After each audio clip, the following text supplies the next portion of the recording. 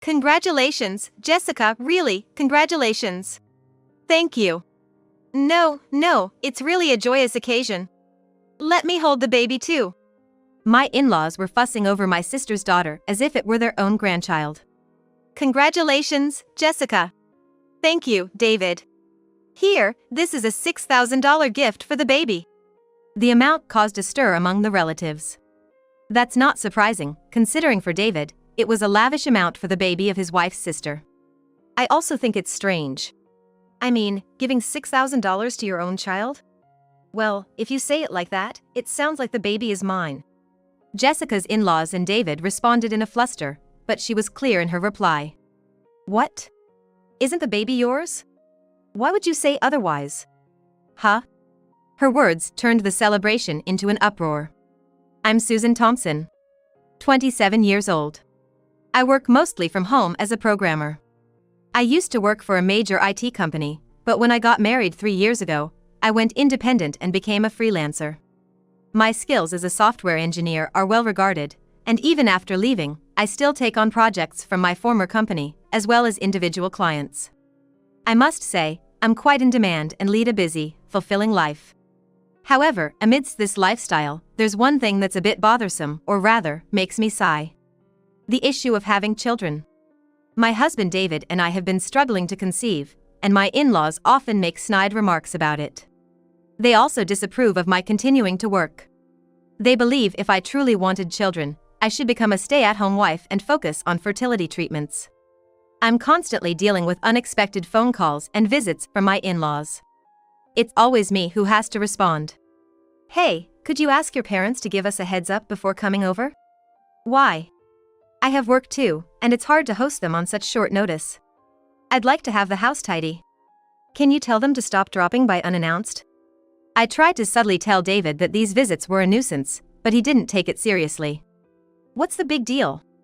We're family. No one minds if things are a bit messy. Unbelievable. I lean towards minimalism. I can't relax unless unnecessary items are disposed of immediately. My closet has just a few clothes, and aside from work documents, I mostly use ebooks. Everything around me is really simple. In contrast, David's room is a mess. He leaves cardboard boxes and packing materials lying around. When I try to clean up, he insists he still needs them. We live in an apartment with separate rooms. Mine is almost empty and always clean, but David's room is hopeless. It's cluttered and dusty. When I try to clean it, he gets angry and tells me to stay out. Yet, my in-laws suggest that if I can't keep the house clean, I should quit my job and focus on housework. Why is David's room so dirty, Susan? Why don't you clean it? I'd like to, but David won't let me. Excuses. A dirty house is the homemaker's responsibility. If you can't handle it, quit your job and focus on being a housewife. It's a no-win situation. You look like you think we're picking on you. Modern daughters-in-law are so troublesome. We're just trying to teach you how to be a good wife. You should understand that. If Susan understood her role, we wouldn't need to say these things. She looks like she thinks she's a victim, which is just pitiful. David just sits there, nodding along to his parents' words, never taking my side. According to them, the second chapter of How to Be a Good Wife is about producing an heir as soon as possible. In the old days, if a wife didn't have a child within 3 years, she was sent away. Speaking of which, it's almost been 3 years since you got married. I still think Susan should quit her job and devote herself to being a housewife. The way things are, it's like David isn't capable enough. It's probably just because she wants her own spending money. A woman's earnings are insignificant. How long will she keep up this selfishness for some pocket change? They both pressure me to quit my job. Finally, David speaks up. Well, nowadays women work too. I think it's fine for her to keep working a bit longer.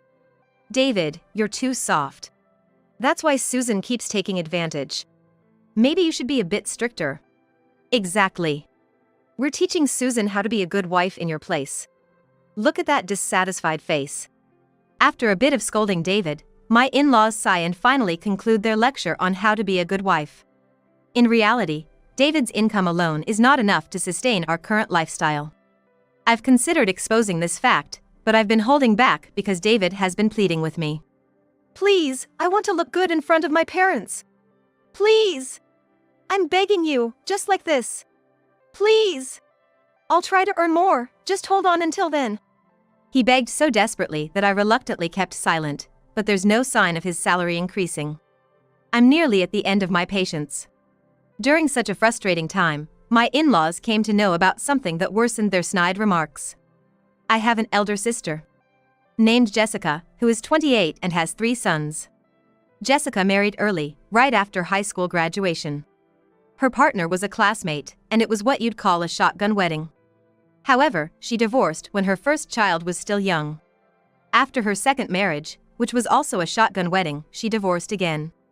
Now, she is on her third marriage, living with her third husband and 3 children. To be honest, I don't really get along well with Jessica. Frankly, we're not on good terms.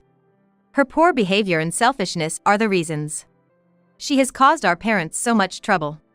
I don't know the exact reasons for her divorces, but I suspect it's due to her infidelity.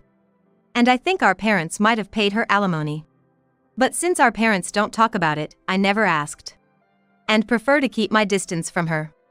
Yet, one day when my in-laws were visiting, Jessica happened to come over. I thought of leaving the kids with mom and dad, but they were out. Can you take care of them instead? She said this abruptly, bringing her 3 children over. Just at that moment, my in-laws were in the middle of lecturing me about how to be a good wife. Oh my, is this Susan's sister? And look, she has 3 children. Well, look at these lively kids. Having 3 is indeed enviable. Hello, I'm Jessica, Susan's sister. She has been a great help. For some reason, Jessica hit it off with my in-laws. Susan, you never told us about such a... Indeed. She doesn't look like a mother of 3. So young and pretty. Thank you. I don't know why they took to each other, but they were chatting away. So, Jessica, do you work? I'm a stay-at-home mom. That's wonderful. Nowadays, women talk about working and neglect their homes, but you're commendable. Jessica never worked a day since high school. Her first husband's parents enrolled him in a college where all he needed to do was sign his name, and they also took care of Jessica and her child. 3 years later, she divorced and soon remarried when she became pregnant with her second husband's child, only to divorce again 4 years later. She immediately remarried her current husband after becoming pregnant again. It wasn't that she didn't want to work, she never had the chance or the need to. Susan, you should learn a thing or two from your sister. Indeed. You could use some of her wisdom. It seemed like how to be a good wife would now include learning from your sister. From that day, Jessica began visiting often with her children, seemingly coordinating with my in-laws. Really, David should have married Jessica. Then these adorable 3 kids might have been our grandchildren. Exactly. Otherwise, our family might end without an heir. Jessica seemed pleased with the praise from my in-laws and would leave with some pocket money after basking in their attention. This became a routine. During these times, the care of her children was always dumped on me. Susan, take good care of the children. Yes, it'll be good for you to awaken your maternal instincts. It's good practice for you too. After several instances, I reached my breaking point. I work from home, not just idly spending my time. I repeatedly tried to explain this, but it was ignored. Enough already. Tell your parents not to come to our house. I appealed to David, but he just seemed annoyed. Your sister comes over too, it's not fair to tell only my parents not to come. That's why I don't want either of them coming over. I can't work like this. Are you okay with me quitting my job? That would be a problem. David knew well that we couldn't maintain our lifestyle if I stopped working. Perhaps that's why he acted quickly this time. Somehow, he managed to stop both his parents and Jessica from visiting. It seems they meet somewhere else now. I know this because after their meetings, my in-laws would call to praise Jessica. Jessica is really admirable, having 3 kids in an era of single children. She even wants more. Really, you should take a page out of your sister's book. It seems that after meeting with Jessica, they decided to make snide comments to me. As far as I was concerned, as long as they didn't come to our house, it was fine. I could just nod along to their phone calls. But around that time, David's behavior began to change. He started coming home late and going out on weekends more often. "I'm just trying to work hard, so I'm a bit busier," he said. But I started to doubt if it was really just work. He would smirk while secretly checking his phone and make calls outside the house. I couldn't help but suspect that he was talking to another woman. Then, after a while of this going on, Jessica contacted me. She was pregnant with her fourth child. When the baby was born, it was a girl. Jessica was overjoyed with her first daughter, as her first 3 children were boys. "We must go celebrate with her. Indeed, it's truly a joyous occasion. We must attend the celebration." With my in-laws saying so, I proposed an idea. "If we're going anyway, why don't we all go together? Let's invite our parents, Jessica's in-laws and relatives. Let's have a grand celebration." "That's a good idea. Susan, you do come up with good ideas sometimes. Let's celebrate in a big way." Once Jessica was feeling better and the baby had settled, we planned a celebration in a private room at a restaurant. The attendees were the guests of honor, Jessica and her husband with the baby, her husband's parents, grandparents, sister and her husband, brother and his wife, our parents, and us, making a total of 17 people, including my in-laws for some reason. Jessica's 3 older children were left with a babysitter. Another one of my suggestions. With so many adults gathered, it might be boring for the kids. Why not have them stay home this time, and we can have a separate celebration for them later? Jessica and her husband thought about it, but I added, "Of course, I'll pay for the sitter. It's part of the celebration." They happily agreed. The private room in the restaurant was decorated with congratulations and arranged so that the family could comfortably celebrate. The first-class restaurant truly offered the best setting. It was perfect for today's celebration. One by one, everyone congratulated Jessica, who was clearly delighted. Her husband, sitting next to her, seemed a bit embarrassed by the grand celebration but thanked everyone with a smile. "Congratulations, Jessica, really, congratulations." "Thank you." No, it's really a joyous occasion. Let me hold the baby too." My in-laws were fussing over her daughter as if it were their own grandchild. "Congratulations, Jessica." "Thank you, David. Here, this is a $6,000 gift for the baby." The relatives were abuzz at the amount. For David, it was an exorbitant sum to give for the baby of his wife's sister. "Thank you," Jessica said as she accepted the envelope as if it were expected, but the murmuring among the relatives didn't subside. Her husband looked confused, glancing between Jessica and David. "David, I can't accept such a large gift." "It's okay, please accept it." "But this is too much." He seemed truly troubled. "It's just a token from David, please accept it." Yes, don't hesitate." My in-laws encouraged him with smiles, but he remained motionless. Then David turned to me. "Tell him to accept it, Susan. Come on, quickly, tell him not to hesitate." "Don't hesitate?" "Yes, of course." Since they said not to hesitate, I spoke my mind without holding back. "I think it's strange too. Giving $6,000 to your own child." My words stirred up more commotion among the relatives. "What are you saying? That's Jessica's husband's baby." "Yeah, what nonsense are you talking about? It sounds like you're saying the baby is mine." David and my in-laws responded in a flurry, but I was clear in my reply. "What? Isn't the baby yours? Why would you say otherwise? Huh?" My words turned the celebration into chaos. "What are you talking about? It's okay, no need to hide it." I said this and pulled out a bundle of photos from my bag. "Here, everyone, have a look." I scattered them like confetti. "What are you doing? What's this?" The photos clearly showed David and Jessica in compromising, unmistakably adulterous positions. "Why do you have these photos? Why would you do this?" Jessica and David scrambled to pick them up, but it was impossible to gather all the dozens of photos. Her husband picked up a few. "Don't look!" Jessica snatched them from her husband's hand, but it was too late. He had seen the evidence of his wife's infidelity. The commotion wasn't limited to Jessica and David. My in-laws turned pale and froze. "Thank you, my dear in-laws." What for?" I thanked them with a beaming smile. "Thanks to you too, I was able to take these photos. I'm truly grateful." The in-laws exchanged confused glances. David's behavior had started to change around the time he and Jessica began meeting outside. The timing was too good, and though I had suspicions, part of me couldn't believe it. It seemed unthinkable for a man to have such relations with his wife's sister. Despite the classic signs of infidelity, I didn't know who the other person was and was pondering how to get proof when I noticed something odd. On days when my in-laws made strange calls, David's behavior was off, and Jessica would drop off her kids at our parents'. So, I hired a detective agency to watch David and Jessica on those days. The cycle was somewhat predictable, and though not certain, I had a good guess of when it might happen. Had I not known when to watch, the costs would have been substantial. Thanks to you, I saved a lot on the investigation fees. I really appreciate it. I thanked my in-laws sincerely. Jessica, what is this all about? It's not what it looks like. What do you mean it's not what it looks like? And this child, is it David's? What does that mean? Her husband trembled. Jessica, just admit it already. That's right, let's just tell the truth now. Eh? David jumped at his parents' words.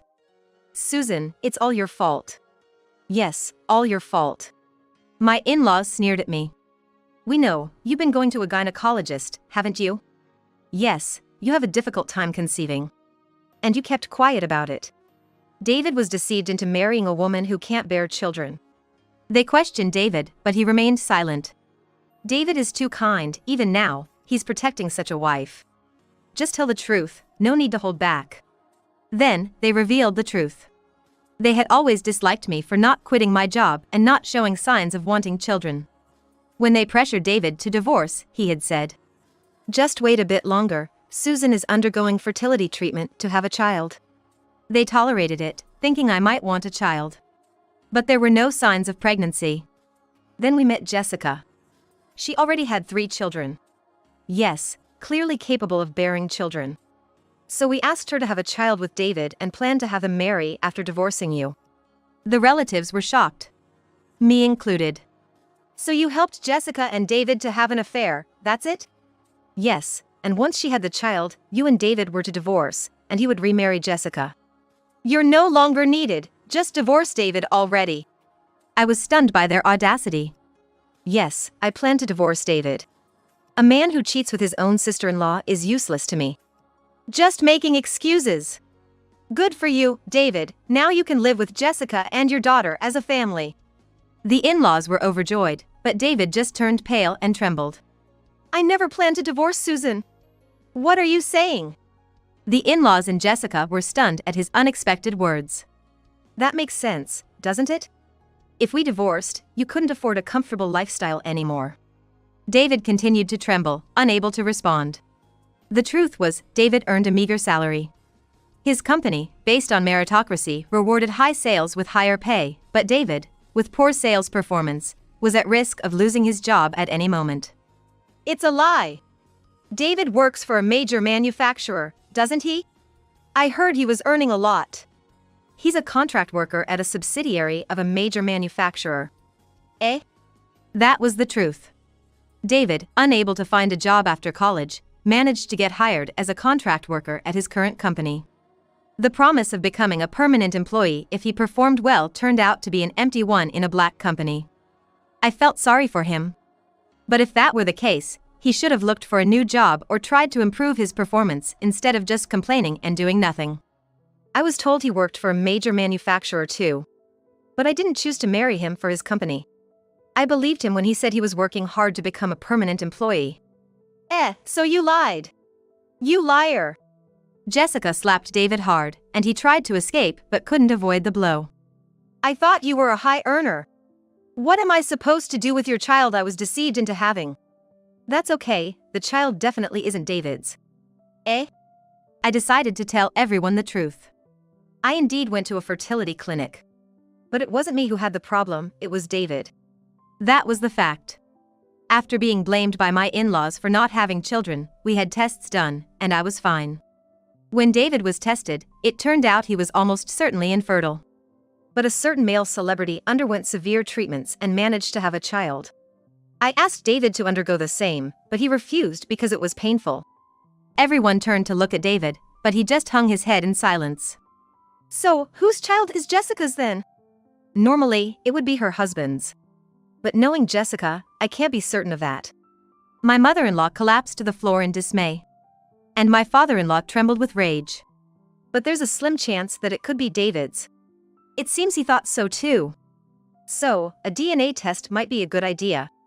Yes, we need to clarify whose child it is. It's definitely your child. We're not doing any tests. Despite the desperate words from my brother-in-law, my sister's pleas were in vain, and it was clear that such arguments wouldn't change the situation. And so, the celebration for the newborn ended in chaos.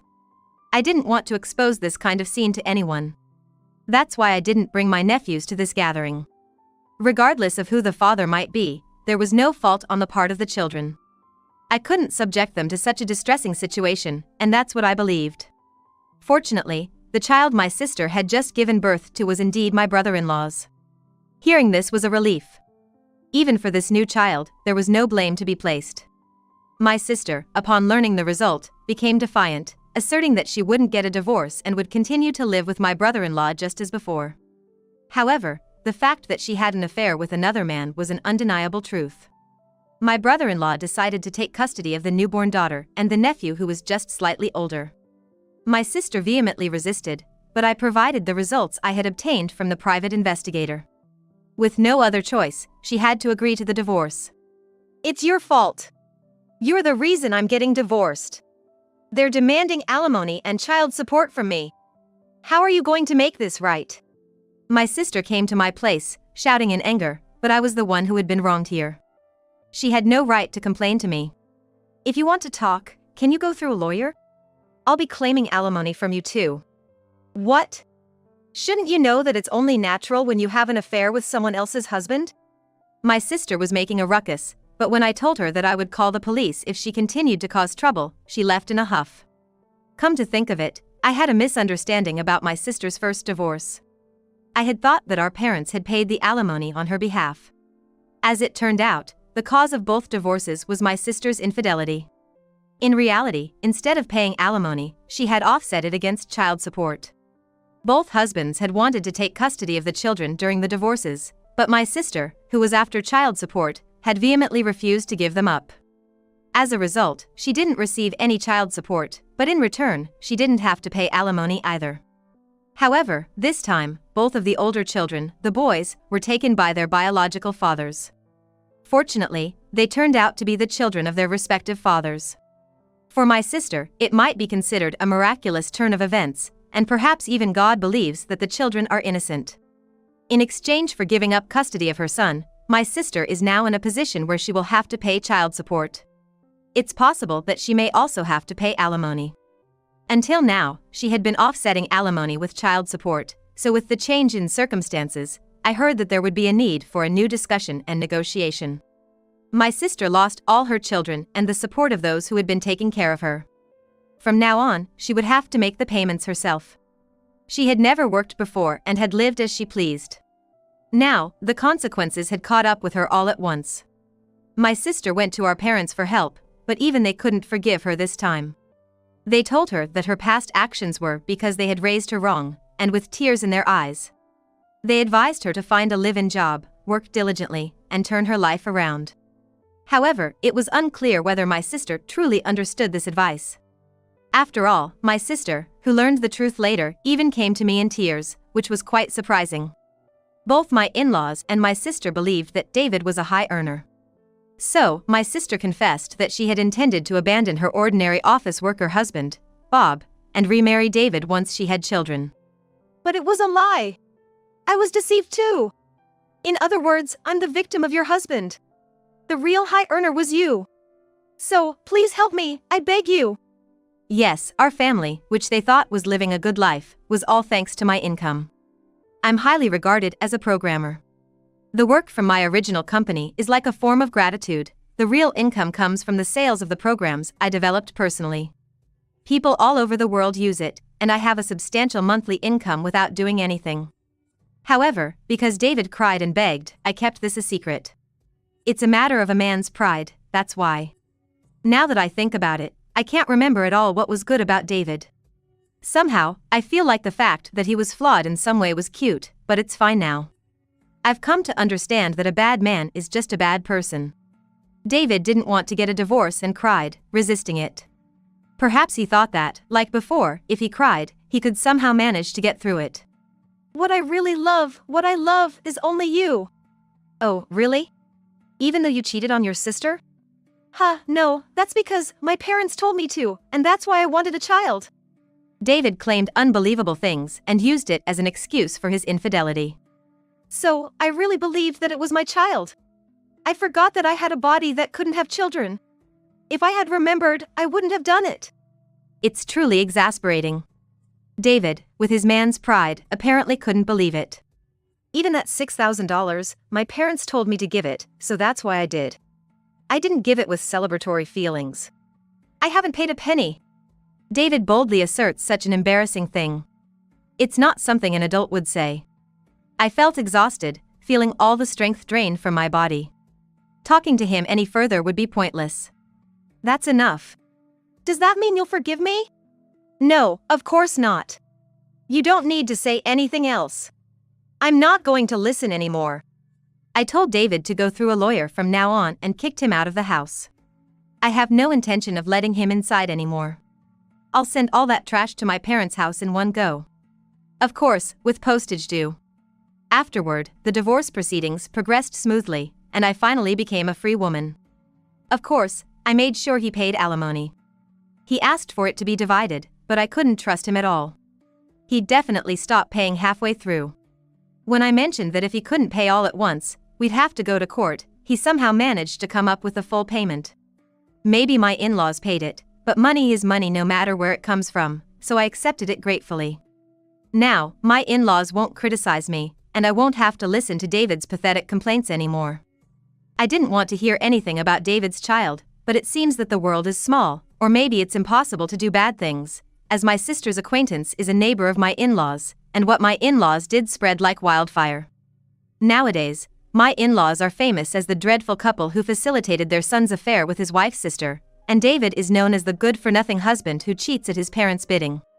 They can't show their faces and have become pariahs in the neighborhood. Additionally, the news of this scandal reached David's workplace, making it difficult for him to work.